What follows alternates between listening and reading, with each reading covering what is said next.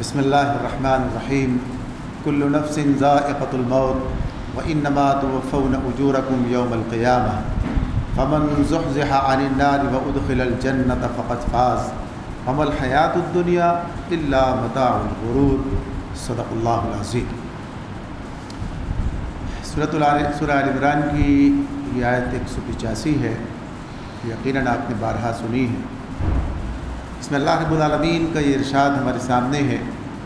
ہر شخص کو موت کا مزہ چکھنا ہے اور تم سب اپنے پورے بدلے قیامت کے دن پانے والے ہو۔ بس جو شخص آگ سے بچا لیا گیا اور جنت میں داخل کر دیا گیا وہی کامیاب رہی ہے۔ دنیا تو یہ ایک ظاہر فریب چیز۔ اب تک جو بات آپ کے سامنے آتی رہی ہے اور جو ذکر ہم کرتے ہیں، اور اسی حوالے سے کہ ہمارے نزدیک کامیابی کا معیار کیا ہے اور کن عنوانات سے اور کن حوالوں سے ان کا ذکر اور ذکر خیر اس وقت ہمارے درمیان ہو رہا ہے، تو بہرحال یہ ایک ایسی حقیقت ہے کہ جو ہر اس موقع پر ہمارے سامنے رہنی چاہیے۔ آج ان کا ذکر ہے، کل ہمارا ذکر ہوگا، اور بہرحال کس حیثیت سے، کس اعتبار سے، یقینی طور پر کامیاب وہی شخص ہے کہ جو اس حقیقت کو یاد رکھ کے اس کی تیاری کرے۔ یعنی ساری گفتگو کا محاصل ہمارے سامنے یہی آتا ہے، چاہے رزق حلال کے حوالے سے ہو، چاہے کسی اور حوالے سے ہو، اقامت دین کی جدوجہد کے حوالے سے ہو، رضا الہی کی طلب کے لیے ہو۔ اللہ رب العالمین نے اس حقیقت کو ہمارے سامنے بہت مرتبہ واضح کیا۔ جب ہم دوسروں کا ذکر کرتے ہیں تو یقیناً سب سے پہلے ہم اس بات کے محتاج ہیں کہ ہمیں خود بھی اس بات کا احساس ہو کہ ہمیں خود بھی اس منزل کی طرف پیش قدمی کرنی ہے، بلکہ پیش قدمی جاری ہے اور منزل کسی وقت بھی آ سکتی ہے۔ اللہ رب العالمین خود ارشاد فرماتے ہیں سورۃ العنکبوت میں، من کان یرجو لقاء اللہ فإن اجل اللہ لآت وہو السمیع العلیم، کہ جو شخص یہ یقین رکھتا ہے، وہاں تو امید کی بات ہے کہ جو اللہ سے ملنے کی امید رکھتا ہے، اسے یہ معلوم ہونا چاہیے کہ یہ وقت جلد ہی آنے والا ہے۔ من کان یرجو لقاء اللہ فإن اجل اللہ لآت، بہت جلدی وہ اپنے اس منزل کو پہنچنے والا ہے۔ تو بہرحال وہ گئے ہیں اور ہمیں بھی ان کے پیچھے ہی اسی منزل کی طرف جانا ہے۔ اور پھر اسی بات سے وہ دوسری آیت جو اس میں مل رہی تھی سورہ کہف کی، اس میں کہا من کان یرجو لقاء ربہ فلیعمل عملا صالحا ولا یشرک بعبادۃ ربہ احدا، کہ جب رب سے ملنے کی جو امید رکھتا، اسے تو کہا اس مقام پر کہ جو اللہ سے ملنے کی امید رکھتا ہے تو اسے معلوم ہونا چاہیے کہ یہ وقت جلد آنے والا، اور یہاں کیا فرمایا کہ جو اپنے رب سے ملنے کی امید رکھتا ہے تو اسے کیا کرنا چاہیے؟ فلیعمل عملا صالحا، اسے عمل صالح کرنا چاہیے۔ جن اعمال صالح کا ذکر ہو رہا ہے، فلیعمل عملا صالحا ولا یشرک بعبادۃ ربہ احدا، اور اپنے رب کے ساتھ اس کی عبادت میں، بندگی میں کسی کو شریک نہ ٹھہرائے۔ اور یہی اللہ کی حاکمیت کے قیام کی بات، یعنی آج جو سب سے بڑا شرک دنیا کے اندر پایا جاتا ہے، یعنی اللہ تعالیٰ کو حاکمیت سے خارج کر دیا جائے، اور یہی یعنی اقامت دین کی روح، اس کا جذبہ، اس کی اصل، اسی اعتبار سے غرض یہ کہ یہ بات ہمارے سامنے اس پہلو سے رہنی چاہیے کہ یہ بات ہے جو اللہ تعالیٰ نے ہمیں بتا دی۔ نبی اکرم صلی اللہ علیہ وسلم کا ارشاد، الکیس من دان نفسہ وعمل لما بعد الموت، عقل مند آدمی تو وہی ہے۔ اب عقل مندوں کی تذکرہ ہے، ذکر ہے، تو اس بات سے، اس حوالے سے آپ یہ کہہ سکتے ہیں کہ عقل مند آدمی کا ذکر ہو رہا ہے کہ جس نے، اللہ کے رسول فرماتے ہیں کہ اس نے اپنے نفس کو پہچانا، اور الکیس من دان نفسہ وعمل لما بعد الموت، اور موت کے بعد کے لیے تیاری کی، عمل کیا اس کے لیے۔ تو یہ جو کچھ یہاں ہمارے سامنے ہے، اصل تو معاملہ وہاں سامنے، عمل کس کے لیے ہوگا؟ یہ ساری تگ و دو، یہ ساری کی ساری کوششیں، یہ ساری کی ساری قربانیاں، یہ سارا کا سارا ایثار، اس اعتبار سے عقل مند آدمی کی بات ہے۔ وعمل لما بعد الموت، اور پھر اسی کے ساتھ ساتھ والعاجز من اتبع نفسہ ہواها وتمنى علی اللہ، اور عاجز وہ ہے، بے وقوف وہ ہے کہ جس نے خواہش نفس کی پیروی کی اور اللہ سے امیدیں باندھ کر جیتا رہا کہ بس کام ہو ہی جائے گا۔ تو غرض یہ کہ یہ بات تمہارے سامنے پہلے مرحلے کے اندر رہنی چاہیے، اور بات یہی ہے کہ جو تعزیتی گفتگو ہے، یہ تعزیتی اجتماع وہ کہ ان کی یاد میں ہے، اور ان کے حوالے سے ان کے کاموں کی بات بہت سارا ذکر آپ نے سنا ہے، اور بھی چند ایک باتیں میں بھی اس میں اضافہ کرنے کی کوشش کروں گا بجائے اس کے کہ اسے دہرایا جائے۔ تو اس حوالے سے یہ بات اپنی جگہ پر ہے کہ پہلا تعزیتی جو اجتماع منعقد ہوتا ہے یعنی نماز جنازہ، پہلا تعزیتی جب وہاں لوگ جمع ہو رہے ہوتے ہیں تو وہاں بھی کیا بات ہوتی ہے، یعنی وہ دعا جو کہ اس موقع پر ہم اللہ کے حضور مانگ رہے ہوتے ہیں، اس وقت کہہ رہے ہوتے ہیں، کیا کہہ رہے ہوتے ہیں، یعنی اس کے اندر حینا و میتنا، آغاز بھی کیا تو زندوں سے کیا، اے اللہ مغفرت فرما تمہارے زندوں کی، و میتنا ایک لفظ، و میتنا ہمارے مرنے والوں کی، ہمارے مردوں کی، زکا عورتوں کی، مردوں کی اور سب کی، بچوں کی، اور اس کے بعد اللہم من احییتہ منا فاحیہ علی الاسلام، اے اللہ مجھے زندہ رکھ تو اسلام پہ زندہ رکھ، ومن توفیتہ منا فتوفہ علی الایمان، اور موت دے تو ایمان پر موت عطا فرما۔ تو یہ تو ہمارے لیے ایک ذریعہ ہے اپنے لیے یاد دہانی کا۔ وہ پہلا تعزیتی جملے کے طور پر ہی آج ہمارے پاس اس کا رواج ہے، انا للہ و انا الیہ راجعون، جب سنا تو کیا کہا، انا للہ و انا الیہ راجعون۔ بہت سے لوگ تو اسے ایک ادب کا یا گویا کہیے کہ اس موقع پر مستعمل ایک آیت کے طور پر جانتے، بس ٹھیک ہے یہ بات کہی نہیں چاہیے، شاید مرنے والے کا ذکر ہو، حالانکہ بات یہی ہے کہ اگر مرنے والے کے لواحقین کے سامنے ہے تو ان کے لیے تو یہ بات ہو سکتی ہے کہ اس میں ایک پہلو یہ بھی ہو کہ ہاں وہ تو گئے، ہمیں بھی وہیں جانا ہے، ہم سب کو یہ، اور جب اپنے لیے کہا جائے تو اپنے لیے یقینی طور پر یہ تذکیر ہے، اپنے لیے یاد دہانی ہے کہ ہم اللہ ہی کے لیے ہیں اور ہمیں اللہ ہی کی طرف پلٹ کر جانا ہے۔ تو ہر موقع پر یہی بات تو یاد دلائی جاتی ہے، یہی پہلو ہے۔ تو اس اعتبار سے اگر ہم دیکھیں اور پہلو اس کو سامنے رکھیں تو اس اجتماع کا بھی اور اس ایسے تمام اجتماعات کا جو مقصد ہے اس کو بھی ہم اسی طرح دیکھ سکتے ہیں۔ تو اس کو میں 2 حوالوں سے آپ کے سامنے رکھنا چاہتا ہوں کہ 2 حوالے خاص طور پر اس میں ہمارے سامنے رہنے چاہیے۔ پہلا حوالہ تو یہ ہے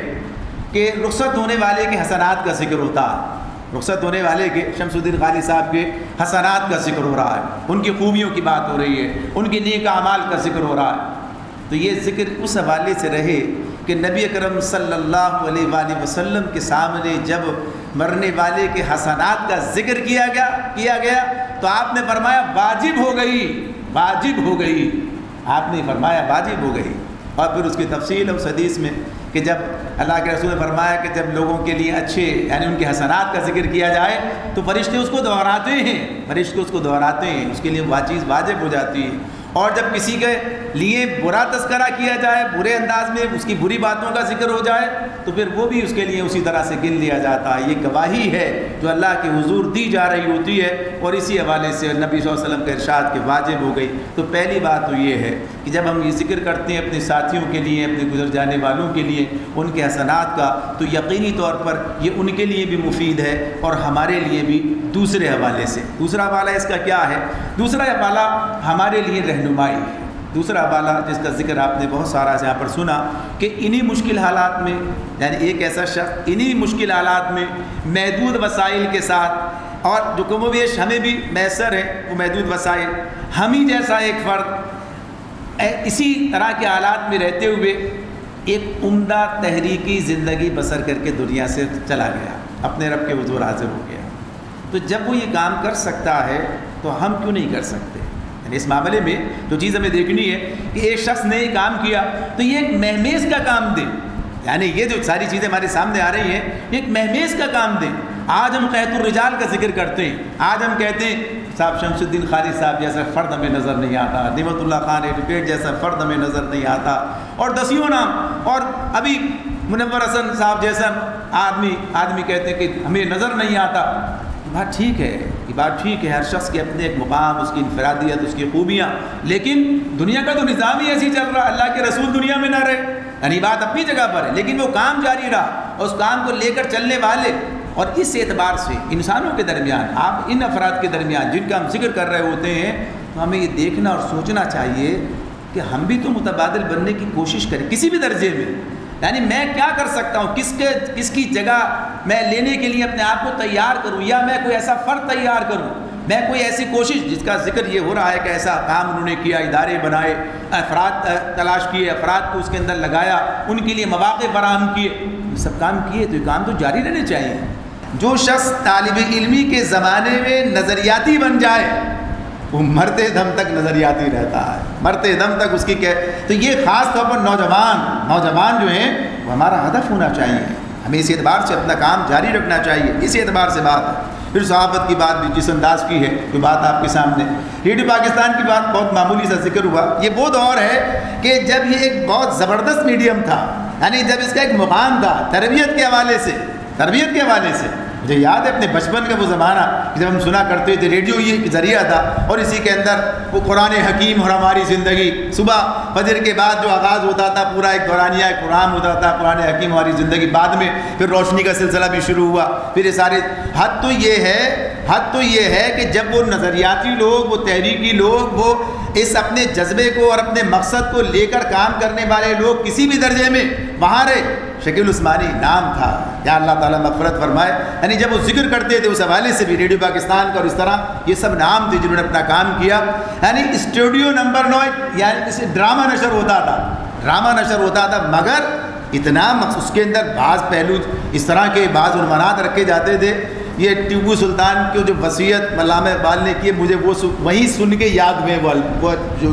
اشعار ہیں، تو رہنورد شوق ہے منزل نہ کر قبول، لیلا بھی ہم نشیں ہو تو محمل نہ کر قبول، یعنی اسی کے اندر اس کے اندر ایک کردار اس اعتبار سے کہ ہم ناموس رسالت کے حوالے سے اور دین کے غلبے کے حوالے سے، اور یہ ساری چیزیں وہاں آتی تھیں اور لوگ یہی سنا کرتے تھے اور اس سے بہرحال سیکھا کرتے تھے۔ تو یہ وہ زمانہ تھا، وہ زمانہ خود بخود نہیں آ گیا تھا اور وہ زمانہ خود بخود نہیں چلا گیا، کچھ لوگ تھے یہ زمانہ تھا، کچھ لوگ چلے گئے وہ زمانہ ختم ہو گیا، اب تو یہ کسی اور کے حوالے ہے، تو کچھ اور ہی چیزیں وہاں پر ہمارے سامنے آتی ہیں۔ یہی بات سپریم کورٹ کے حوالے سے، قانون دان کی حیثیت سے یہ بات جو ان کی ہے، تو اس کا ایک اور پہلو، بہت سارے پہلو تو آپ کے سامنے رکھے ہیں، بہت خوبیوں کا تذکرہ کیا ہے، ساری باتیں ہیں۔ جب یہ سپریم کورٹ کا یہ بار کے الیکشن کی بات ہی ہو رہی تھی ابھی اور اس کے ایگزیکٹو کمیٹی کی بات تھی، تو اس معاملے میں اس وقت ان سے انتخاب کے زمانے میں میرے ذمے بھی انہوں نے کچھ کام کیے، یعنی صوبہ سرحد اس وقت خیبر پختونخوا نہیں تھا، یہ تھا، اور کہا کہ یہاں کچھ کام آپ کے ذمے لگایا جائے، کچھ کام کیا جائے، لیکن ظاہر ہے کہ آپ کو معلوم ہے کس انداز کا کام کس طرح ہوا کرتا تھا۔ خالد محمود ایڈوکیٹ ہمارے تحریک کے رکن تھے اس وقت وہاں پر، اور ممتاز وکیل تھے، لیکن شمس الدین خالد صاحب کے نام کے حوالے سے، ان کی اس پس منظر کے حوالے سے، وہ جو ام زبیر کا پس منظر، وہ سارا کا سارا، تو ہر تحریکی فرد، ہر وہ شخص جس کے دل میں دین کا کوئی جذبہ موجود تھا، وہ اس تعارف کے بعد شمس الدین خالد صاحب کی بات سننے کے لیے تیار تھا، یعنی کوئی بات پر ایسا معاملہ نہیں تھا ہماری کوئی بڑا اثر رسوخ، لیکن اس بنیاد پر یہ کام چلا اور یہ کام ہوا الحمدللہ۔ تو آدمی کی شخصیت خود اس اعتبار سے، دین کا وہ تصور، تو اس معاملے میں جو ان کا ایک کام کا جو حوالہ ہے، اس میں یہ بات ضروری کہ آج بھی یہ بات اس طرح سے سامنے رہے اور کہی جائے، وہ لوگ جو اس سلسلے میں کچھ کام کر سکتے ہیں۔ دستور پاکستان کے حوالے سے بڑی بات ہوئی ہے، آئین پاکستان کے حوالے سے بات ہوئی ہے کہ ان کا بڑا اس کے اوپر اتھارٹی اور بڑا اس پر جو ہے ان کا اس پر نظر، اور اس کے معاملے میں ان کا جو جذبہ، اس کا جذبہ یقیناً بہت زیادہ تھا، اتنا زیادہ، ایک بات میں آپ سے عرض کروں کہ مجھ سے انہوں نے کہا، مجھ سے میرے ساتھ براہ راست گفتگو میں انہوں نے کہا کہ اس دستور پاکستان، اس آئین پاکستان کے بارے میں انہوں نے کہا کہ شیخ الازہر، جامعۃ الازہر کے شیخ الازہر نے کہا، انہوں نے کوٹ کرتے ہوئے کہا کہ ان کا کہنا یہ ہے کہ قرآن و سنت کے بعد میرے نزدیک سب سے محترم چیز، محترم کتاب جو ہے وہ یہ تحریر جو ہے یہ دستور پاکستان ہے، اس لیے کہ پوری دنیا میں یہ واحد دستور ہے جس میں یہ لکھا ہوا ہے کہ اس میں جو ہے بالادستی اللہ رب العالمین کو حاصل ہے، اور قرآن و سنت کی بالادستی کی اس کے اندر جو ہے بات کی گئی ہے، یعنی اس میں اللہ رب العالمین کی بات۔ تو اس اعتبار سے ہمیں احساس ہی نہیں ہے، یقینی طور پر جن لوگوں نے یہ کام کیا، جن لوگوں نے اس دستور کو بنایا اس وقت سے لے کے جب قرارداد مقاصد اور پھر 73 کے اندر اور پھر اس کے بعد ضیاء الحق کا زمانہ، یہ ساری چیزیں، یعنی بہت بڑا کام ہے کہ دنیا کے اندر کسی بھی جگہ پر یہ بات نہیں ہے کہ اقتدار اعلیٰ اللہ کو حاصل ہے۔ اس دستور پاکستان کے اندر یہ بات لکھی ہوئی موجود ہے، اس میں یہ لکھا ہوا موجود ہے کہ ہاں یہاں جو ہے خلاف قرآن و سنت جو ہے قانون سازی نہیں کی جا سکی، آج بھی لکھا ہوا موجود ہے۔ تو یہ بات کہا کرتے تھے اس پر ہمیں کام کرنا چاہیے، کہتے تھے اس پر ہمیں کام اس طرف سے بھی، جیسے ہم ایک تو دعوت کا کام ہے، داعی کی حیثیت سے تو آپ نے سن لی بات، اور بھی بہت ساری باتیں ہوں گی ان کے حوالے سے جو آپ لوگوں کو معلوم ہوں گی کیا کام کرتے تھے، تو کہتے ہیں اس راستے سے بھی ہمیں اقامت دین کی طرف پیش قدمی کرنی چاہیے کہ ہم یہاں دستور کو جو ہے سامنے رکھتے ہوئے اور آئین کو سامنے رکھتے ہوئے اور قانون کے راستہ اختیار کرتے ہوئے اور اس عدلیہ کے راستے سے ہم اس طرف جانے کی کوشش کریں، یعنی وہ اس بارے میں کہا کرتے تھے۔ اور یہ بات تو آپ کے سامنے جو تقسیم کرنے کی آئی ہے، اسی مقصد کے لیے ان کی ذہن سازی، یعنی اس کے جو ججز کے حوالے سے جو ان کی ذہن سازی کی بات آتی ہے سامنے، کہ انہوں نے آخری وقت اس بات کو جاری رکھا۔ میں خود اس بات کا گواہ ہوں کہ اس معاملے میں جو وہاں کی بات تو اپنی جگہ کہ جہاں سے وسائل مل سکیں سعودی عرب بات کی، لیکن یہاں بھی ہر فرد سے، تاکہ وہ ان کا یہ مقصد تھا کہ ہر فرد تک تفہیم القرآن پہنچانا۔ ترجمہ قرآن کی بات نہیں کرتے تھے، کہتے تھے تفہیم القرآن ہر جج تک پہنچے اور وہ اس کو دیکھے، اور اس کے بعد پھر نہیں مانتا ہے تو خود اس کو جواب دینا۔ لیکن بہرحال اس معاملے میں وہ اپنا کام کرتے رہے، وہاں تک انہیں بات پہنچائی ہے۔ تو یہ جو ان کے جذبات ہیں، جو ان کے خیالات ہیں، جو ان کے معاملات ہیں، اس طرح سے یہ ہمارے لیے بھی ایک کام کرنے کا راستہ ہمیں بتاتے ہیں کہ کام جاری ہے، کام ختم نہیں ہوا، یعنی یہ وقت فرصت ہے، کہاں کام ابھی باقی ہے، یہ تو کام چل رہا ہے یہاں تو ہمیں اپنی ذمہ داری کو ادا کرتے بھی جانا ہے۔ تو جہاں ایک طرف یہ قانون اپنا راستہ بنائے، اس کا مقام، اس کی اہمیت، وہیں تہذیب و تمدن کے حوالے سے، مغربی معاشروں کے اندر نفوذ کے حوالے سے، یعنی اپنا لوگ وہاں بھی ہوتے ہیں، قانون موجود ہوتا، اب بھی قانون بنا ہے جو صورتحال ہمارے سامنے، جو خاندانی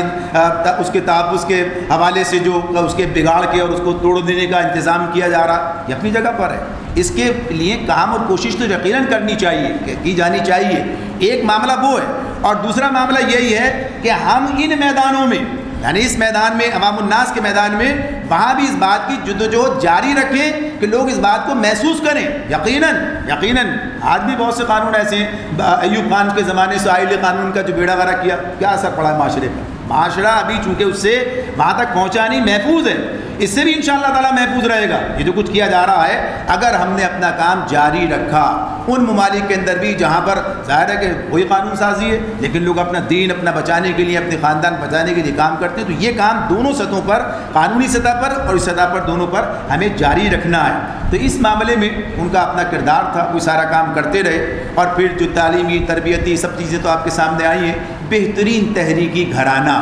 یہ بات اپنی جگہ ہے۔ یہ انتخاب کس کا ہے؟ جہاں انتخاب، یہ تو دو طرفہ معاملہ ہوتا ہے نا، تو دو طرفہ ہے۔ اگر ام زبیر کا انتخاب وہ تھے تو انہوں نے بھی وہ انتخاب کیا، یعنی معاملہ کہ انہوں نے اس گھر کا انتخاب کیا، وہ تحریک کا۔ اس اعتبار سے یہی وہ بات ہے کہ نبی اکرم صلی اللہ علیہ وسلم نے ارشاد فرمایا کہ نکاح 3 بنیادوں پر کیا جاتا، کون جانتا ہے؟ یعنی آج کہاں ہے ہمارے پاس یہ روایت؟ آج نکاح کا دینی تصور، نکاح کا دینی پہلو یہ تو سامنے نہیں رہا ہے۔ بس یہ تو بات اسی طرح ہے، بس ٹھیک ہے، یہ 4 لفظ جملے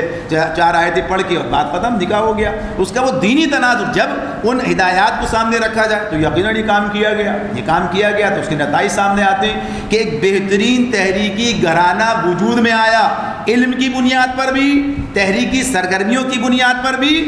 اور شہادت بھی اس گھر کو نصیب ہو گئی، یعنی یہ بھی اس گھر کو یہ اعزاز بھی حاصل ہوا۔